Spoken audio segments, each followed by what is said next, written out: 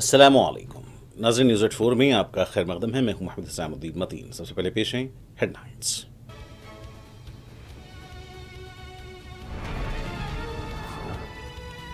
SIR और दीगर मसाइल को लेकर लोकसभा में अपोजिशन का एहतजाज और नारेबाजी, कार्रवाई दिन भर के लिए मुलतवी।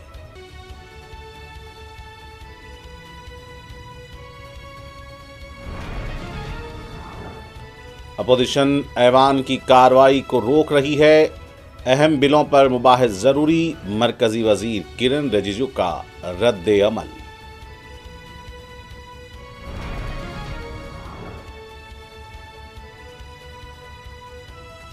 चीन ने हिंदुस्तान की 2000 स्क्वायर मीटर अराजी पर कब्जा किया है। आपको कैसे पता चला? राहुल गांधी से सुप्रीम कोर्ट का सवाल। इसके इज्जत मामले में भी आर्जी राहत।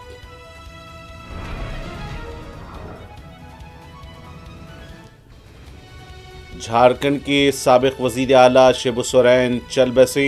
सदर जमहूरिया, वजीर आजम, कांग्रेस सदर, कायदे अपोजिशन और दूसरे लीडर्स का खिराज। वालिद मुल्क के कबायलियों के हीरो थे, हेमंत सोरेन का खिराज। तालीम के जरिए ही डिक्टेटरशिप और सनातन की जंजीरों को तोड़ा जा सकता है। रुकन राज्यसभा व फिल्म अदाकार कमल हासन के रिमार्क्स पर तनाज़ा।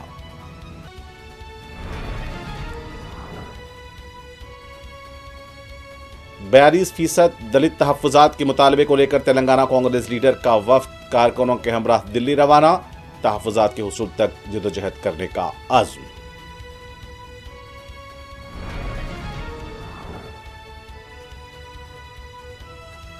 %42 BC तहफ़्फ़ुज़ात के लिए BRS की रुकन कौंसिल कविता की 72 घंटों की भूख हड़ताल का आगाज। दिल्ली में एहतजाज करें, हैदराबाद में करने से कुछ नहीं होगा, कांग्रेस लीडर का मशवरा। तेलंगाना काबीना का आज इजलास, कालेश्वरम रिपोर्ट को पेश किया जाएगा। वजीर आपाशी उत्तम कुमार रेड्डी देंगे प्रेजेंटेशन।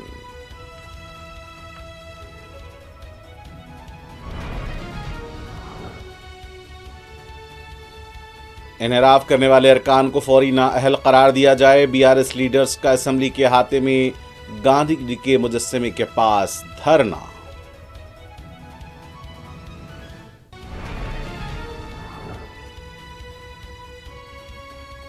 बदला मौसम, बदले नजारे। रियासत तेलंगाना के कई अजला में फिर से बारिश का आगाज। हैदराबाद के कई इलाके घने बादलों से ढक गए, शदीद बारिश की पेश कयास।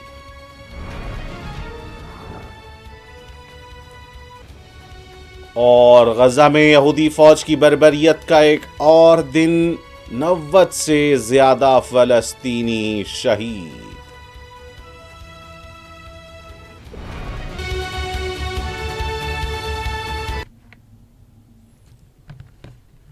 और अब पेश खबरें तफसील से। लोकसभा में आज भी SIR को लेकर अपोजिशन के अरकान के एहतजाज पर कार्रवाई में खलल देखा गया। सुबह 11 बजे पहले कार्रवाई के आगाज के बाद अपोजिशन के एहतजाज को देखते हुए ऐवान को दोपहर 2 बजे तक के लिए मुलतवी किया गया था। दोपहर 2 बजे के बाद डिप्टी स्पीकर जगदम्बिका पाल कार्रवाई चलाने के लिए आई। मरकजी वजीर Mansukh Mandaviya national sports governance और national anti doping amendment bill पेश किया। ताहम अपोजिशन अरकान का शोरगुल जारी रहा। पार्लिमानी उमूर के वजीर किरण रिजिजू ने ऐवान में अपोजिशन अरकान के एहतजाज पर अफसोस का इजहार किया। उन्होंने कहा कि यह एक अहम बिल है और खिलाड़ियों की बेहतरी के लिए इस बिल की मंजूरी के लिए ताउन करें। उन्होंने यह भी कहा कि अपोजिशन ऐवान का वक्त ज़ाय कर रही है। डिप्टी स्पीकर ने भी अपोजिशन से ताउन की अपील की, लेकिन ऐवान में जारी शोरगुल को देखते हुए कार्रवाई को दिन भर के लिए मुलतवी कर दिया गया।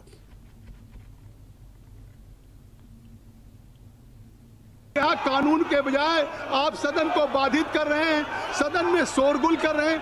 आखिर mister Kalyan Banerjee, what for you have been elected?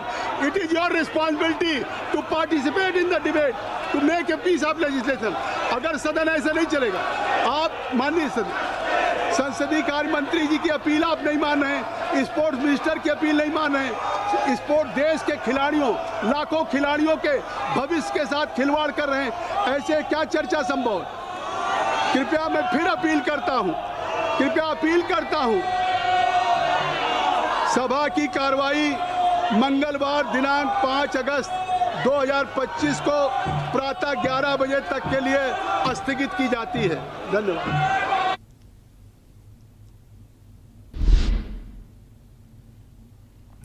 दूसरी तरफ मरकजी वजीर बराए पार्लिमानी उमूर किरण रिजिजू ने पार्लियामेंट में जारी अपोजिशन के एहतजाज पर नाराजगी जाहिर की है।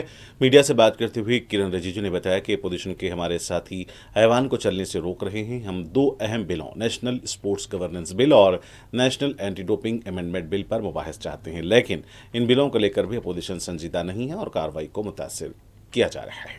आज आरंभ में ही फिर से विपक्ष के हमारे साथियों ने हाउस डिस्टर्ब किया, फिर चलने नहीं दिया। आज बहुत ही महत्वपूर्ण नेशनल स्पोर्ट्स गवर्नेंस बिल और national anti doping amendment bill, दो बिल को एक साथ मिलकर के चर्चा करने के लिए तय किया गया था और 2 दिन चर्चा करने के लिए सबने कहा कि स्पोर्ट्स का मामला है, हमारा देश के लिए जो खिलाड़ी हैं उनके लिए और खेल को आगे बढ़ाना सब चाहते हैं, खेल और खिलाड़ी के लिए महत्वपूर्ण बिल चर्चा करना था, लेकिन इसको भी डिस्टर्ब किया। फिर भी हम लोगों ने जबरदस्ती पारित नहीं किया। हम लोग फिर से कल रिक्वेस्ट करेंगे। हम नहीं चाहते कि स्पोर्ट्स जैसे महत्वपूर्ण बिल बिना चर्चा के पारित हो, वरना हमारे पास संख्या है, बार बार डिस्टर्बेंस हो रहा है। फिर भी सरकार की ओर से हम ये संदेश अपोजिशन पार्टी को देना चाहते हैं कि हम चर्चा चाहते हैं और बिना चर्चा किए कोई बिल पारित नहीं करना चाहते हैं। झारखंड की साबिक वजीर आला और राज्यसभा एमपी शिबू सोरेन का आज देहांत हो गया। उन्होंने दिल्ली के सर गंगाराम अस्पताल में आखिरी सांस ली। वो 81 साल के थे। ये इत्तला सर गंगाराम अस्पताल में नेफ्रोलॉजी शोबे के चेयरमैन डॉक्टर A.K. भल्ला ने दी। उन्होंने बताया कि आज सुबह 8:35 पर शिबू सोरेन का देहांत हुआ। Doctor A.K. भल्ला ने बताया कि ज्यादा उम्र और बाईपास सर्जरी की वजह से शिबू सोरेन की सेहत ठीक होने में वक्त लग रहा था। उन्हें शुगर भी थी। उनको गुर्दे और फेफड़े की तवील अरसे से बीमारी थी। हाल ही में उन्हें ब्रेन स्ट्रोक भी आया था। इस वजह से उनकी तबीयत मुसलसल बिगड़ती जा रही थी। झारखंड की साबिक वजीर आला और राज्यसभा के एमपी शिबू सोरेन को सदर जमहूरिया द्रौपदी मुर्मू, वजीर आजम नरेंद्र मोदी, कांग्रेस सदर मल्लिकार्जुन खड़गे, कायदे अपोजिशन लोकसभा राहुल गांधी, स्पीकर ओम बिरला के अलावा मुख्तलिफ मरकजी वज़रा और लीडर्स ने खिराज पेश किया है। वजीर आजम मोदी ने गंगाराम अस्पताल पहुंचकर शिबू सोरेन के ताबूत पर फूल डाले और उन्हें खिराज पेश किया। इस दौरान कांग्रेस सदर मल्लिकार्जुन खड़गे ने कहा कि वो झारखंड में होने वाली शिबू सोरेन की आखिरी रुस्समात में भी शिरकत करेंगे।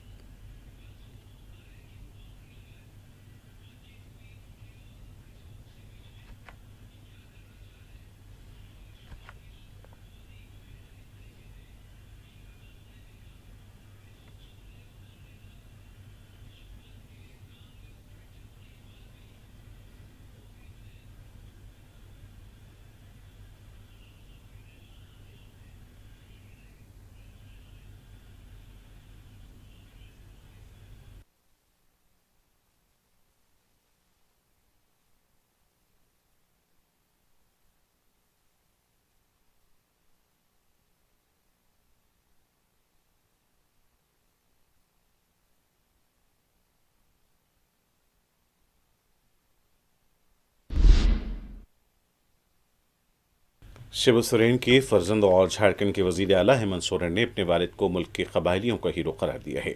मीडिया से बात करते हुए हेमंत सोरेन ने कहा कि आज का दिन बहुत ही दुख और गम का दिन है। उन्होंने बताया कि आज सुबह शिबू सोरेन चल बसे। एक अजीम शख्सियत को खिराज पेश करने के लिए हमारे पास अल्फाज नहीं हैं। आप सबको मालूम है आज एक बहुत ही मरमाहत करने वाला दिन है।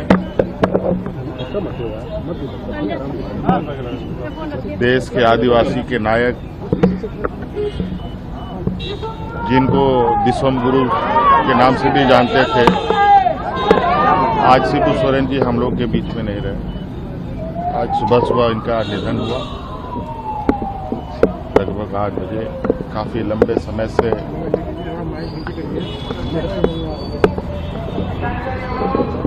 वो बीमार चल रहे थे। कई बार स्वास्थ्य में अच्छी सुधार देखने को मिला, कई बार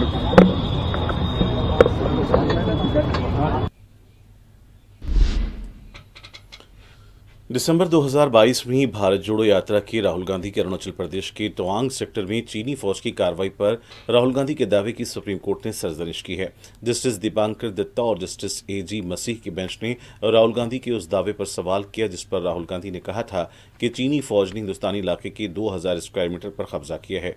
अदालत की मुअज़्ज़ज़ बेंच ने यह सवाल किया कि आपको कैसे पता चला कि चीनी फौज ने 2000 स्क्वायर मीटर की हिंदुस्तानी जमीन पर कब्जा किया है। आप इस तरह के रिमार्क्स नहीं कर सकते। अदालत ने यह भी कहा कि क्या आप वहां गए थे, क्या आपके पास इसका पुख्ता सबूत है। इस पर राहुल गांधी के वकील अभिषेक मनु सिंघवी का कहना था कि क्या एक अपोजिशन लीडर ऐसा नहीं कह सकता। इस पर जस्टिस दत्ता ने कहा कि ऐसे अल्फाज पार्लियामेंट में कहना चाहिए। ताहम अदालत ने इस मामले में राहुल गांधी के खिलाफ की इज्जत के मामले में कार्रवाई पर इल्तिवा जारी किया है। कांग्रेस पार्टी के जनरल सेक्रेटरी रणदीप सुरजेवाला ने बताया है कि झारखंड के साबिक वज़ीर आला शिबू सोरेन के देहांत पर बेंगलुरु में इलेक्शन कमीशन के खिलाफ होने वाले एहतजाज को 8 अगस्त तक के लिए मुलतवी कर दिया गया है। मीडिया से बात करते हुए सुरजेवाला ने बताया कि कांग्रेस सदर मल्लिकार्जुन खड़गे, कायद अपोजिशन राहुल गांधी, कर्नाटक के वज़ीर आला सिद्धरामैया, नायब वज़ीर आला शिवा कुमार की तजवीज़ पर इस प्रोग्राम को मुलतवी किया गया है। Former Chief Minister, leader of the JMM, Shri Shibu Soren, he unfortunately expired this morning. Chief Minister Shri Hemant Soren has also informed about the demise of Shri Shibu Soren. On behalf of KPCC and AICC, I extend my heartfelt condolences to Shri Hemant Soren, to the entire family and lakhs of JMM workers and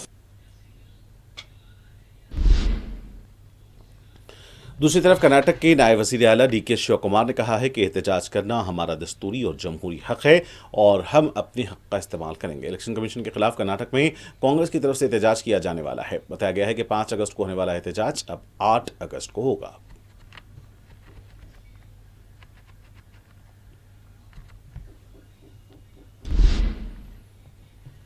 Rajya Sabha के रुकन कमल हासन ने यह सनसनीखेज remark किया है कि तालीम ही एक ऐसा हथियार है जो डिक्टेटरशिप और सनातन की जंजीरों को तोड़ सकता है। चेन्नई में एक प्रोग्राम के दौरान कमल हासन ने यह रिमार्क किया। उनका यह भी कहना था कि तालीम के बगैर हम कामयाब नहीं हो सकते, इसलिए हमें तालीम को मजबूती से थामे रखना होगा। कमल हासन के इस रिमार्क पर जाफरानी और उसकी महाजी तंजीमों की तरफ से शदीद रद्द-ए-अमल जाहिर किया गया है।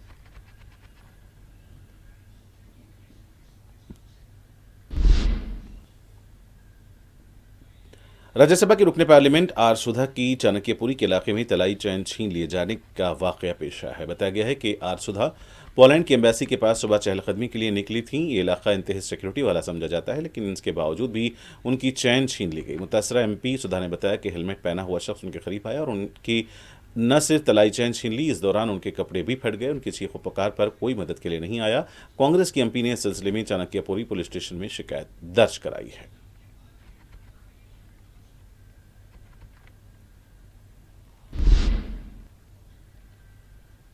नेशनल कॉन्फ्रेंस के सरबराह फारूक अब्दुल्ला ने जम्मू कश्मीर से 370 और 35A हटाए जाने के 6 साल की तकमील पर कहा कि आखिर कब कश्मीर के रियासती दर्जे को बहाल किया जाएगा। उनका कहना था कि आखिर 6 साल के दौरान बीजेपी ने कश्मीर की बेहतरी के लिए क्या किया। उन्होंने कहा कि जम्मू कश्मीर में आज हुकूमत वो सराय चला रहे हैं और वो सराय राजभवन में बैठे हुए हैं।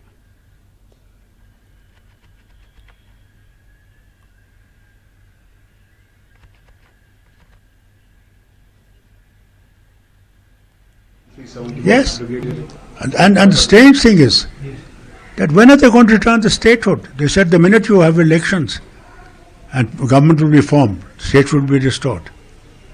What has happened to that?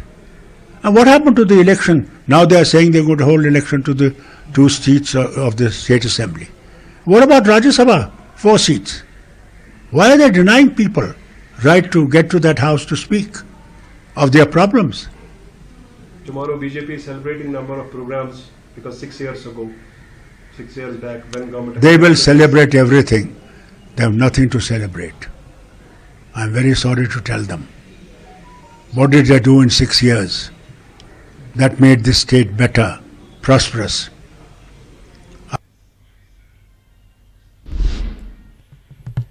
Jammu Kashmir Kulgam के अखलदेवसर इलाके में मुसलसिल चौथे दिन भी सिक्योरिटी फोर्सेस का ऑपरेशन जारी है। अब तक एक अस्करत पसंद को हलाक किया गया है। आसपास के इलाकों में भी चौकसी बढ़ती जा रही है।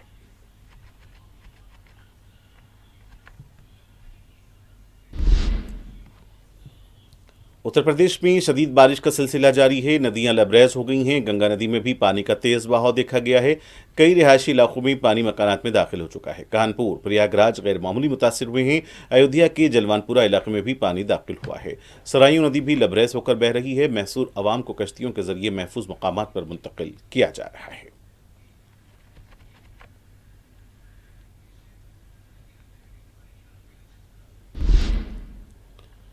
उत्तराखंड के देहरादून और दीगर इलाकों में ऑरेंज अलर्ट जारी कर दिया गया है। महादेव मंदिर में पानी दाखिल होने की इत्तला है। आने वाले 24 घंटों के दौरान शदीद बारिश की पेशकयासी की गई है।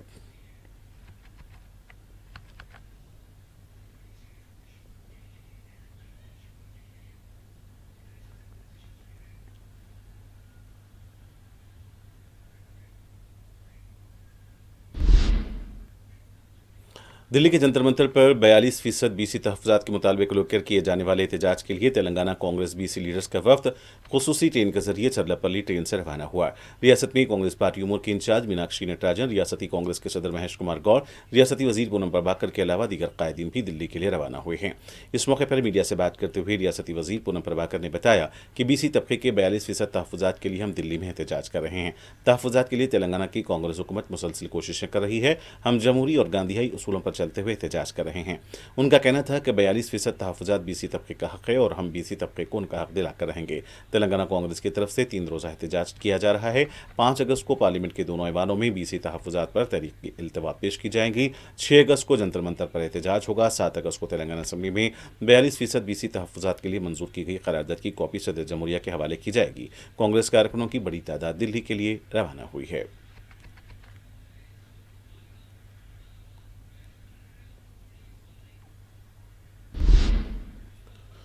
दूसरी तरफ हैदराबाद में बीआरएस की रुकन कौंसिल की कविता ने 42% बीसी तहफ़्फ़ुज़ात के मुतालबे को लेकर 72 घंटे की भूख हड़ताल का आगाज़ किया है। मीडिया से बात करते हुए कविता ने कहा कि 42% तहफ़्फ़ुज़ात का बिल सदर जमहूरिया के पास ज़ेर-ए-इल्तिवा है। गवर्नर तेलंगाना के पास भी ऑर्डिनेंस ज़ेर-ए-इल्तिवा है। हम मुतालबा करते हैं कि फौरी से मंजूरी दी जाए। कविता का यह भी कहना था कि कांग्रेस और बीजेपी तेलंगाना के दलितों और कमज़ोर तबक़ात के साथ खेल रही है।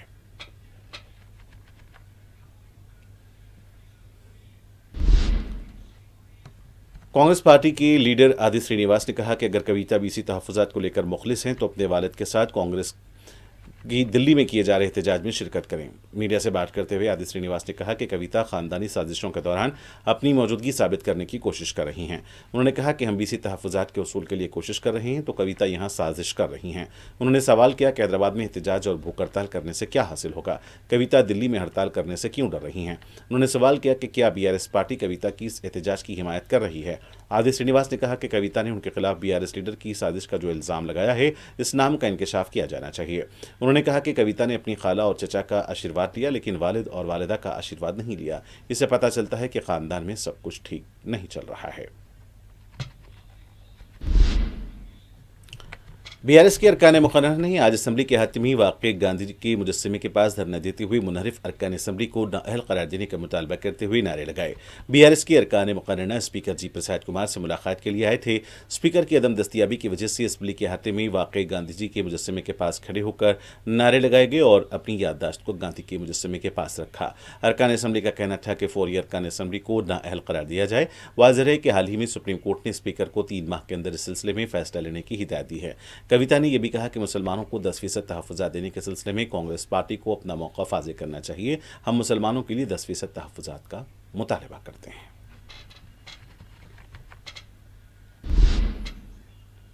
बीआरएस के साबिक़ रुकन असेंबली व वज़ीर श्रीनिवास गौड़ ने सवाल किया कि अगर हमने कुछ नहीं किया तो फिर कांग्रेस ने 2 सालों में पालमुर के लिए क्या किया। मीडिया से बात करते हुए श्रीनिवास गौड़ ने कहा कि वज़ीर आबपाशी पानी के मामले में मुखलिस नहीं है। बीआरएस लीडर ने कहा कि पालमुर रंगारेड्डी प्रोजेक्ट का बकिया 10% हिस्सा मुकम्मल क्यों नहीं किया जा रहा है। यह हुकूमत नाअहल है। कांग्रेस पार्टी की एससीआर के खिलाफ साजिश करती आ रही है। कालेश्वरम कमीशन की रिपोर्ट से कि एससीआर को नुकसान पहुंचाने की कोशिश की जा रही है। बीआरएस के दौर में मुसलसल 24 घंटे बर्क़ की सरबराही की जा रही है, लेकिन कांग्रेस के दौर में बर्क़ की कटौती की जा रही है। कालेश्वरम घाट की मरम्मत के बाद केसीआर के खिलाफ साजिशें की जा रही हैं।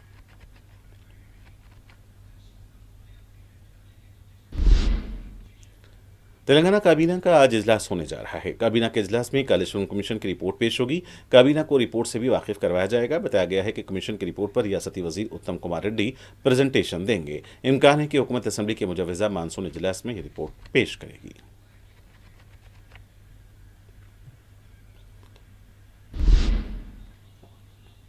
सदर मजलिस बैरिस्टर असदुद्दीन ओवैसी की सरपरस्ती और रुकन असम्बली अहमद बलाला की निगरानी में हल्के मलकपेट में तरक्याती काम जारी हैं। रुकन असम्बली अहमद बलाला ने MLA फंड से कदीम मलकपेट डिवीजन में 9.5 लाख रुपए की लागत से मुकम्मल की गई VDCC रोड का इफ्तिताह अंजाम दिया। अयोध्या नगर में यह सड़क का काम मुकम्मल किया गया है। हल्के मलकपेट की तमाम डिवीजन में तरक्याती काम जारी हैं। मुकामी अवाम ने रुकन असम्बली के हरकियाती इक़दाम पर इज़हार तशक्कुर किया और उनकी गुलपोशी की।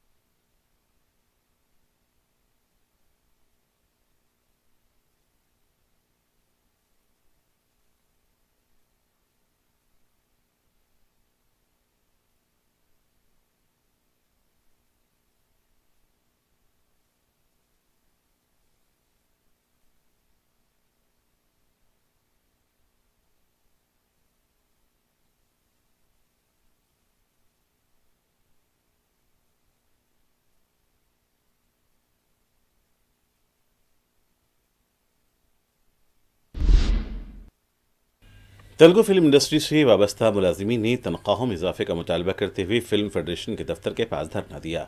एहतजाजी मुलाजिमीन का मुतालबा है कि तनख्वाहों में 30% का इजाफा किया जाए। मुलाजिमीन के एहतजाज की वजह से तेलुगु फिल्मों, वेब सीरीज और TV सीरियल्स की शूटिंग और दूसरे काम मुतासर हुए हैं। इस दौरान तेलुगु फिल्म इंडस्ट्री के फिल्म साजों का भी इजलास हुआ है, जिसमें मुलाजिमीन के एहतजाज से पैदाशुदा सूरत हाल का जायजा लिया गया। इस इजलास में अल्लू अरविंद, मायत्री रवि, सुरेश बाबू, शिवलंका कृष्णा प्रसाद, राधा मोहन ठाकुर, मधु ने शिरकत की।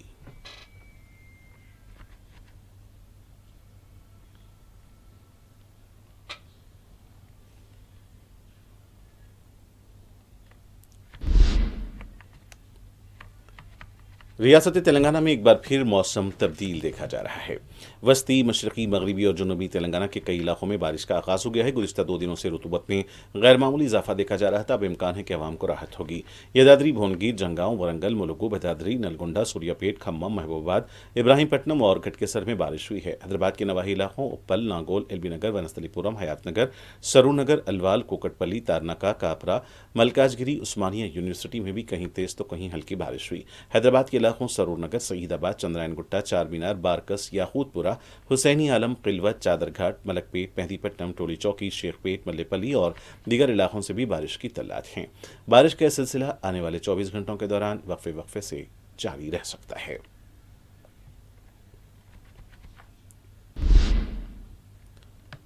गजा में यहूदी फौज की बदतरीन जारहियत में इमदाद के उसूल के लिए गए मजीद 92 से जायद फ़लस्तीनी बशमूल कमसिन बच्चे शहीद हुए हैं। बताया गया है कि अभी भी 22,000 इमदादी ट्रक गजा के बाहर खड़े हुए हैं। इतवार की सुबह से मुसलसल कई मकामात पर यहूदी फौज ने बदतरीन बर्बरियत का मुजाहरा किया है। जनूबी गजा के मुख्तलिफ इलाकों के अलावा मगरबी किनारे में भी यहूदी फौज ने हमले किए। मासूम बच्चे गैर मामूली तौर पर मुतासिर हुए हैं। रेड क्रॉस ने बताया है कि यहूदी फौज के हमलों में उसके भी कारकुन मुतासिर हुए हैं। आलमी बरदरी की तरफ से मुसलसल इमदादी ट्रक्स को गजा में रसाई देने पर जोर दिया जा रहा है।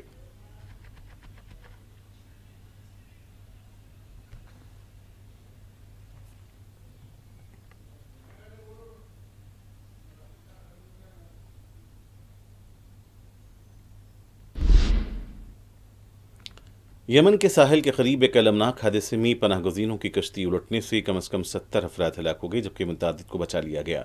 तफसीलात के मुताबिक यमन के साहिल के करीब तारिकीन वतन की कश्ती डूब गई। कश्ती डूबने के वाक़े में हलाकतों की तादाद 70 हो गई है, जबकि 74 अफराद ताहाल लापता हैं। अक़वाम मुत्तहिदा माइग्रेशन एजेंसी के मुताबिक कश्ती में 154 से ज़्यादा अफराद सवार थे। 12 लोगों को बचा लिया गया। हलाक होने वाले ज़्यादातर अफराद का तल्लुक़ एथोपिया से था। कश्ती ख़राब मौसम की वजह से हादसे का शिकार हुई।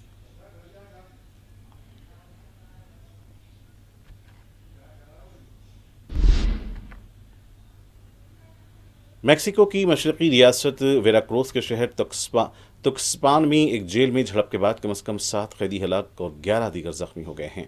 रियासत की सेक्रेटरीट ऑफ पब्लिक सिक्योरिटी ने यह बात बताई। सेक्रेटरीट ने एक सोशल मीडिया पोस्ट में कहा कि नेशनल गार्ड के दस्तों ने नेशनल डिफेंस और रियासत के सेक्रेटरीट ऑफ पब्लिक सिक्योरिटी एहलकारों के साथ झड़प के बाद सोशल री इंटीग्रेशन सेंटर का दोबारा कंट्रोल हासिल कर लिया है।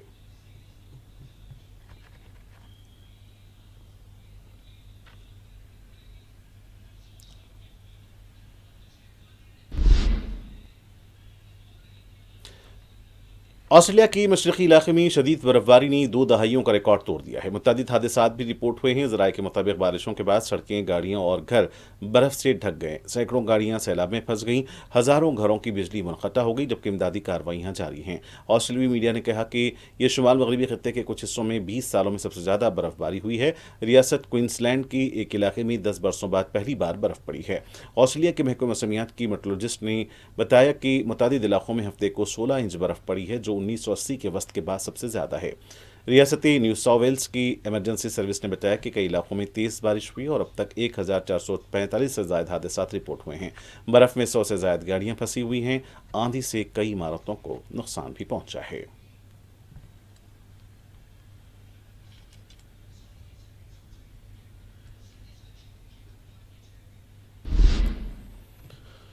और आखिर में सुर्खियां एक बार फिर।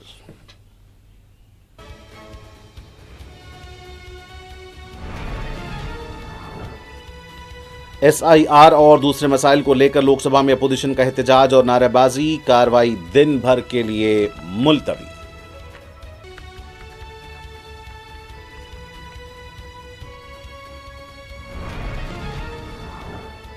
अपोजिशन ऐवान की कार्रवाई को रोक रही है। अहम बिलों पर मुबाहिस जरूरी। मरकजी वजीर किरण रिजिजू का रद्द अमल।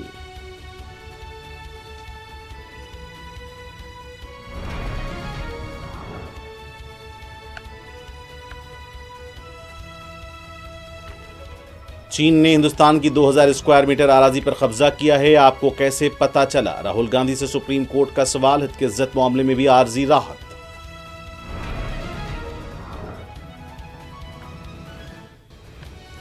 झारखंड के साबिक वजीर आला शिबू सोरेन चल बसे। सदर जमहूरिया, वजीर आजम, कांग्रेस सदर, कायदे अपोजिशन और दीगर कायदीन का खिराज। वालिद मुल्क के कबायलियों के हीरो थे। हेमंत सोरेन का खिराज। तालीम के जरिए ही डिक्टेटरशिप और सनातन की जंजीरों को तोड़ा जा सकता है। रुकने राज्यसभा वो फिल्म अदाकार कमल हासन के रिमार्क्स पर तनाज़ा।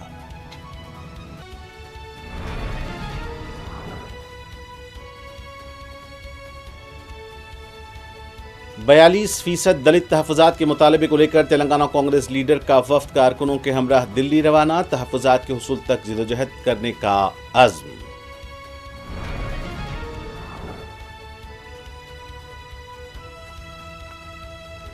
%42 BC तहफ़्फ़ुज़ात के लिए BRS की रुकन कौंसिल कविता की 72 घंटों की भूख हड़ताल का आगाज। दिल्ली में एहतजाज करें, हैदराबाद में करने से कुछ नहीं होगा। कांग्रेस लीडर का मशवरा। तेलंगाना काबीना का आज इजलास। कालेश्वरम रिपोर्ट को पेश किया जाएगा। वज़ीर आबकारी उत्तम कुमार रेड्डी देंगे प्रेजेंटेशन।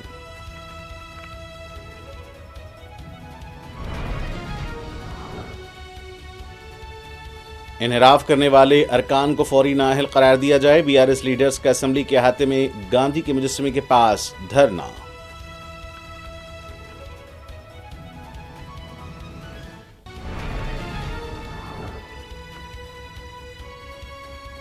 बदला मौसम, बदले नजारे। रियासत तेलंगाना के कई अजला में फिर से बारिश का आगाज। हैदराबाद के कई इलाके घने बादलों से ढक गए। शदीद बारिश की पेशकयासी।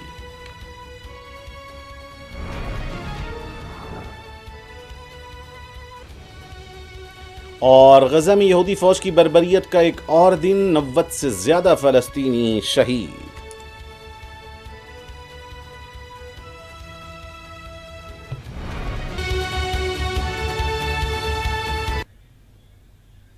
और नाज़रीन, इसी के साथ न्यूज़ एट 4 का सिलसिला यहीं इख्तिताम को पहुंचता है। मुझे मोहम्मद इस्लामुद्दीन मतीन को पूरी टीम के साथ दें इजाज़त। देखते रहें 4TV न्यूज़।